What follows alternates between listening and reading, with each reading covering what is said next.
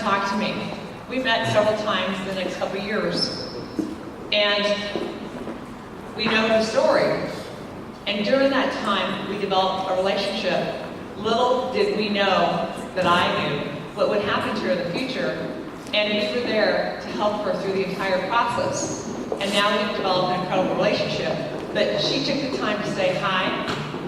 We developed that, and that's what the human touch that Tam was just describing about, that you couldn't have bought through a computer, you couldn't have gone through technology, and we shared some incredible moments. So here is Rebecca Steele for all the greatness, and thank you for being a friend again, for all that you've done.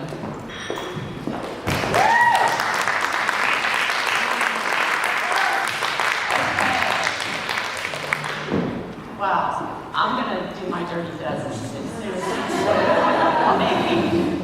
And Tammy, were awesome. Thank you so much. I'm just going to talk a little bit about sort of why I'm here and how I'm here, but then I thought I would do a little something different. It's just been an incredible conference. I mean, the women who have been here speaking and all of you who I've met with have just been the highlight of my year so far, really. My story is different than most. I have been through crisis, but I will tell you that I've been very, very fortunate to have the opportunities that I've had. I've managed through some of the largest housing issues in America. I ran a $1.5 trillion servicing portfolio combined countrywide and Bank of America during the height of the crisis. And I'm very proud to say that I think I was an innovator there. I think we not only did millions of foreclosure preventions through modifications, short sales, but we also did foreclosure the right way, transitioning families to a new place that they didn't before. Through that process, I learned a lot. I learned how to sort of dig in, innovate, think outside the box. I am an engineer, so I'm very analytical. But I also learned something very important. Not only do you have to help people, you have to care about people. If you have that kind of passion, you have a requirement to give back. You have a requirement to, I believe, care about what you're doing on a deeper level than I met my metrics today, and I made the bank money, or I didn't make the bank money. That's what I learned through the housing crisis. How many families were impacted, how many families were in crisis. I had an opportunity to actually create a new department at Bank of America called Executive Outreach. National Outreach, I stood up 250 location and local events in hard-hit foreclosure areas. I staffed those with great people who were well-trained in underwriting and other processing. And I sat with families and heard their stories. So that really changed me as a person. I was no longer sort of just saying, hey, how do I get to the next level? How do I make more money? How do I care about people, and how do I make a difference? That said, moving forward, 2 years later, unfortunately, I was named, and some of you probably already know this, and if you were here Sunday, I apologize for repeating, but I was named in a $1 billion lawsuit with Bank of America countrywide and me personally. So it's a long story on how that gets there, but it's a whistleblower issue from countrywide where I was the only woman that sat on a senior executive table. And I had been there 18 months. Somehow, all of a sudden, things come crashing down. And now I am the face of the mortgage crisis. The face of the mortgage crisis. I only wish I had that much power. You know, I thought, like, this is absolutely insane, but it's true. So the United States government, Department of Justice, Preet Bharara, you might know that name, sued me personally along with Bank of America. And I knew in my heart that I had done nothing wrong. With that said, we went to court. There was a 30-day jury trial in federal court, and I was found civil liability. So I lost in front of the jury. Well, I was at JP Morgan Chase at the time. I was working on Park Avenue. I had negotiated, an independent foreclosure settlement with the regulators. I was very well known. Well, all of a sudden, I was even more well known. If you opened up the New York Times, on the front of the business section, there's my face with leader of the mortgage crisis. Blonde go-getter is fined $1 million. So you can imagine that kind of crisis sort of just takes you back. The one thing that I would tell you about that crisis is I learned a lot. I stood up for what was right.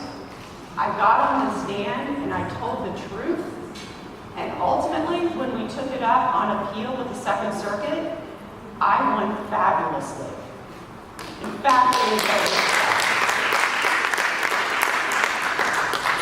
getting there was a 2-year journey to the truth. And the government actually was told by the three judges on the Second Circuit that this should have never gone to trial. So the interesting thing about that was, obviously we were happy we won.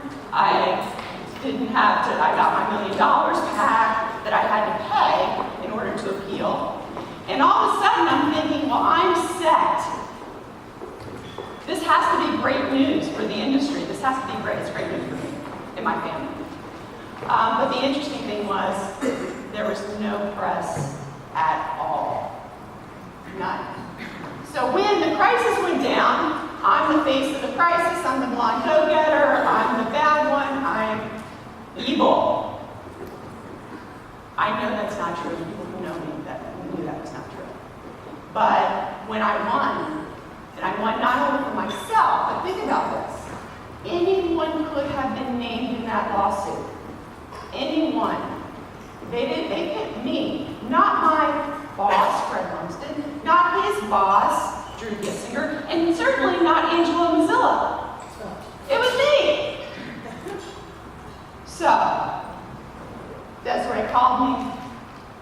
I won, we're excited, we're celebrating, and everything's quiet in the press. So basically, long story short, Desiree wrote an article that really supported me, and I appreciate that. I will appreciate that forever. And I'm back. One of the big questions was, well, how do you come back to an industry that did that to you? I go back to my Bank of America days. I had a great staff. We helped millions of consumers save their homes. I worked for Treasury. I testified in front of Congress. I had done a lot. I said, I'm not done yet. I'm not done yet. So I'm still here. Most people would tweet and stuff that say, you should be writing children's books, you should get out of this industry. Like, there's no way. There's no way. If I did this, I have great things to do. So with that said, before I get into a few slides here, now I'm doing something even more important. So as CEO and president of the National Foundation for Credit Counseling, that was established in 1951 by all the larger banks, I am now focused on helping consumers across the United States with financial education and literacy, with getting out of debt on unsecured credit card, with housing ownership, with student loan debt, not only focused on the consumer, helping millions, but also helping create good policy and good processes with the banks and the servicers to help those consumers get out of debt. So I'm very excited. That's my next mission. Anyway, I thought it would kind of be fun to talk about how do I become a disruptor. That's you. I'm a disruptor kind of because I chose to be a disruptor. I took hard jobs, I created innovative things, I built technology, I helped millions of homeowners.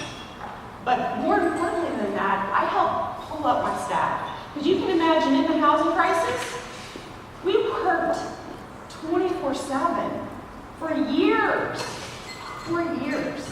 I had a staff, I started out with a staff of 8,000 people in Bank of America. We ended up with a staff of about 15,000 people every day working on these really tough things. So you learn how to bring that up. But I thought it'd be fun just to talk about how do we become a disruptor. I love this because I always love people. This is the lemming thing. They're falling off the cliff, they're jumping, and they're ready to go. Like, if you keep doing the same thing, there you go. Are you observing the problem? We all have a problem. Okay, diversity and inclusion is a problem. Why am I here? To make a difference. You can't just observe the problem. But you know, every day when you go to work and you go through your single process, what are you doing? You're observing it. You don't make a change observing things. So I think that's really, really important. Some of the things that I say is my staff, I said, if you're doing the same thing today as you did yesterday, you're not doing enough. If you look out 12 months from now, you have to imagine yourself and paint the picture somewhere that you've never been. And in 12 months when you look back and you said, wow, I never thought I could get there, then you know you've done enough. The other thing I would tell them is, if you're watching this and scoring, you are the problem. You are the problem. So stop that. Stop that. Okay, so the other thing is, are you a follower or leader? Hey, what the hell? Hey, wait a minute, fellas, don't push, punk. Whose idea is this? There's got to be a better way. Again, this is just you. You're going over the cliff. And we can all choose every single day to walk in and say, am I going to follow and do the same thing I did today, or am I going to lead a change? Leading a change is not easy. It's hard to change. So it's my living story. I love this. It's cute. So here we're going writer's critique. You see all me too, and the two guys in the back are probably trying to figure out exactly what position they're taking. Me too or yes, always. But it's hard to lead change because you put yourself out there. Like, people told me when I got this lawsuit, just settle, just settle. Are you kidding me? First of all, that's my reputation. There was nothing wrong. The facts were all clean. Why would I do that? Why would I settle? Because it's the easy way out. Okay, no way. You cannot pick the easy way out. Now, your battles may not be as big as $1 billion lawsuit, but they're just as important to us, to women, to diversity, to what you do at your company, because diversity makes your company better and stronger. So you have to make a hard choice. I also looked this up. What is a disruptor? Okay, so disruptor, to me, and these are definitions, it's being innovative. It's being innovative. It's someone or something that makes a significant impact in a given industry within a short time span. So if you're wondering what a disruptor is, that's what it is. And it's being an innovator, not afraid to step out, not afraid of change. What I would tell you is, there's a lot of times, even before my lawsuit, where I'm pulling up and we're growing originations. I ran the largest retail originations in the country at Bank of America and at Chase. But things were changing. I had the call center organization. Call centers back in the 90s were not sexy.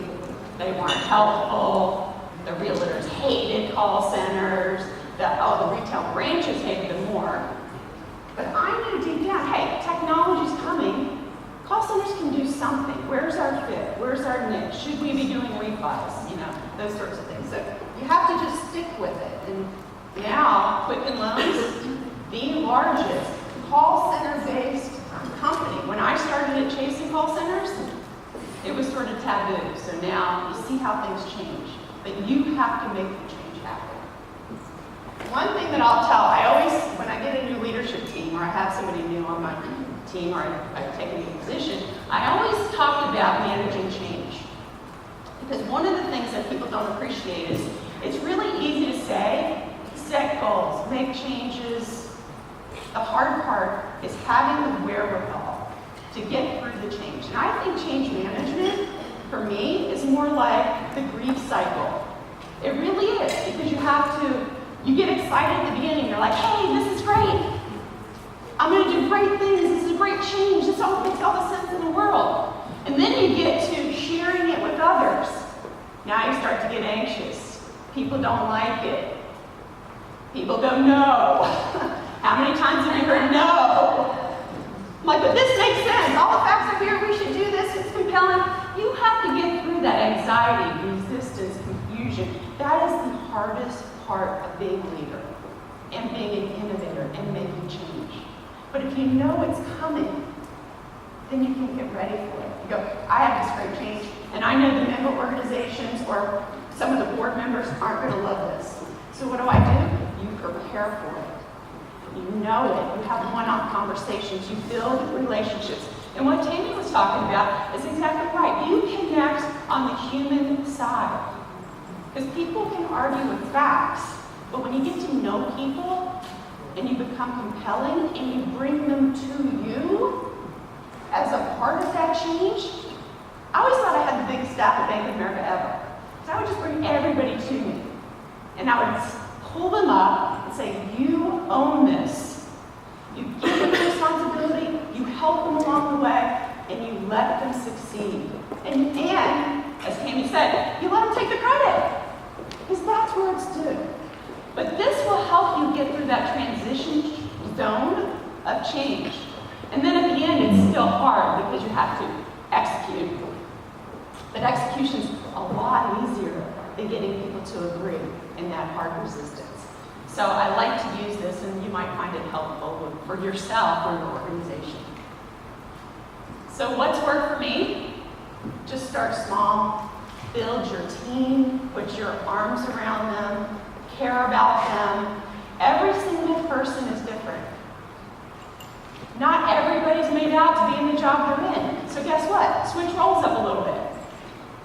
I've had plenty of people who weren't right in the position. This is a big bang thing, a lot of times. They were put in the position and they didn't know what they were doing. Like, I got promoted. I was a great individual performer, I was a great loan officer, now I'm a manager, and I don't know what I'm doing. So you have to take the time. I say go slow to go fast and change. Go slow. Lead by example. Give people credit. Understand where they need help so they can come to you. And it's just building trust. It's just that simple. You have to build trust. Some people aren't going to make it because they're going to go, this isn't for me, I don't want to change, and then you can make a different decision. I've really never had to fire people on my team. Very rarely. Basically, you got to find a new way. Where are you going to be happy? You have that discussion. And you know what? If people are people, they want to be happy too. So they move on, and then you figure out how to make this work. So that's all about the culture, recruiting others to help in your goals. There's this saying that A's fire B's, B's fire, or A's hire B's, B's hire C's, and C's fire A's. Have you heard that? At the banks, I can tell you, I ran into this a lot. What I used to do is I want to hire people way smarter than me, more potential. You invest in those, and there's no way you won't succeed. It might take you longer to get there because you have to train them. But I'm telling you, hire A pluses. Hire A pluses. You will love your job, you will love your life. Don't hire C's. Measure your success. I'm an engineer, that just has to happen. So you have to measure everything. How far did we go? For me right now is, okay, there's 50 million consumers across the U.S. who can't get a home. There's 40 million in debt with credit cards, significant debt. There's $1.5 trillion of student loan debt that's only being paid back at 38%. It's crazy. And not only that, these people can't get houses. They can't pay their bills. They can't pay their student loans. It's a mess. So when people say, hey, the economy's great, look under the cover. Don't believe it. I'm telling you right now, we're in worse shape today with the U.S. consumer than we have been in years, even during the crisis. The last thing here is rewards. Set up success for small rewards. And guess what? The easiest reward that I ever found was a thank you. You take the time to say thank you. Thank you for doing what you do. Thank you for leading that team. Thank you for helping that customer. It's so easy, and you know how good you feel when somebody says that? For some reason, I don't know what that is. People find it hard to thank people during their job. So I practice of thanking people and then making sure during your routines, we go to lunch, we have some one-on-one time, we have team time, we build culture together, and we appreciate what each other brings to the table. That gets you through that low part of that change. You're going to bring people with you, and you're going to have people responsible. But you have to be courageous. It's not easy. You're going to have a lot of people that say no, when you got to step up and say, yes, and this is why.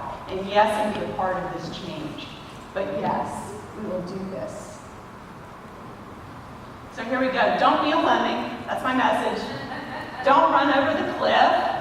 It says, I'd like to question the leadership on the move. Hello? And shut up. You're undermining the troops. Okay, don't be a lemming. Don't do it. And the last thing I'll say, and Tammy reads books, and I hope you love this book as much as I do, but The Power of Habit is really an awesome book. But getting people to follow you is not about charisma. A lot of people say, I can't do that. I can't be that leader. I'm not charismatic. I can't stand up in front and talk to people. It's not about that. It's about commitment to your mission in your way. That's what it is. It's that simple. That's what a disruptor is.